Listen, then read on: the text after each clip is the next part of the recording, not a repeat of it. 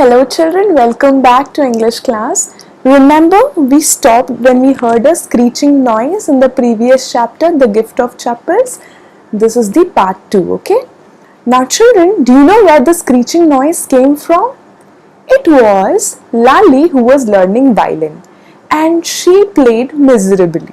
Ravi also made fun. Do you know what he said? Whenever this Lali tries to play violin, it sounds as if the train got derailed. This Lali cannot learn anything. So Ravi mocked at Lali that she cannot learn music however much she tries. So these three cousins, Meena, Ravi and Mridu, walked to the window, right?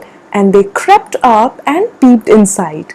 There Lali was sitting awkwardly with her violin. She was trying her best so that she could learn some violin at least. In front of her sat the music master. Now children, the description of the music master is very important. He had a bony physique. He was wearing a tuft. He was bald and wearing a tuft. You know who a bald person is, right? And tuft is generally the hairstyle of the priest. They are bald here and they generally wear tuft, right? So this is exactly a tuft. So he had a tuft, he was bald, he had a lanky or a bony figure, he was wearing a gold chain and a diamond ring. He was trying his best so that Lali could learn something. But Lali was unable to learn anything and was doing miserably while playing the violin. Now again they heard Amma, Amma.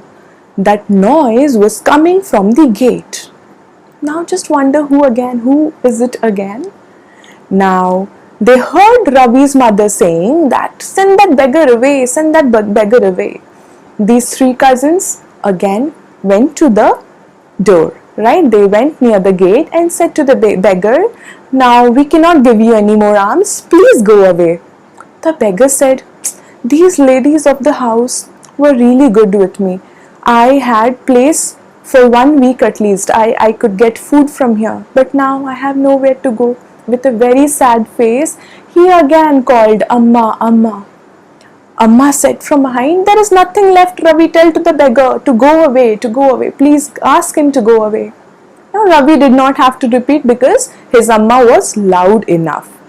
Now the beggar said, okay, let me sit near the tree, under the tree for a while because it is so hot. The tar is melting on the road. My feet has already turned pink with blisters. If I walk, then I'll burn myself. Let me sit for a while.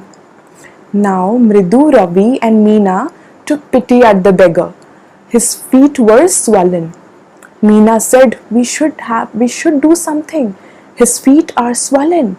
Ravi said, if he walks like that, he will get boils. What should we do? Now, Lali was there inside learning violin. She could not help. So these three cousins had to think what has to be done.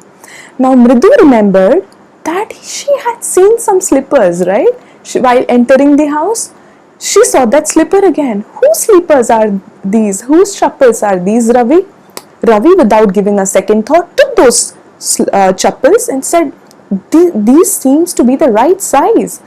They went to the beggar, gave him the chappals and said, don't come again, please have the chappals and go away. The beggar was very thankful and went away with the chappals. Now children, do you know whose those chappals were? Then came the Masterji, Lali's music teacher. He was searching for his chappals everywhere. Lali, please search for my chappals. Where are my chappals? Lali was also searching because she did not know what mischief her cousins have committed. She was also searching everywhere. But could they get the chappals? Because the beggar had already taken it away, right? Now, then came Rukmani, Ravi's mother. She sensed that these children are awfully quiet.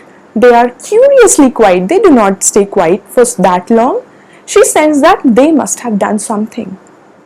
Have you done something? With that look, she came and have you seen the slippers of the Masterji? Now these three trembled. They confessed that the poor beggar, Mridu said, had nothing to wear, so we gave the chappals away to him. Now Ravi said that, Ma, you have only taught me that Karna used to give his gold earrings and he was so helpful, he was so giving, so why can't I? Now Rukmani was very irritated. She said that Karna gave his own belongings. You gave someone else's belongings, you fool Ravi.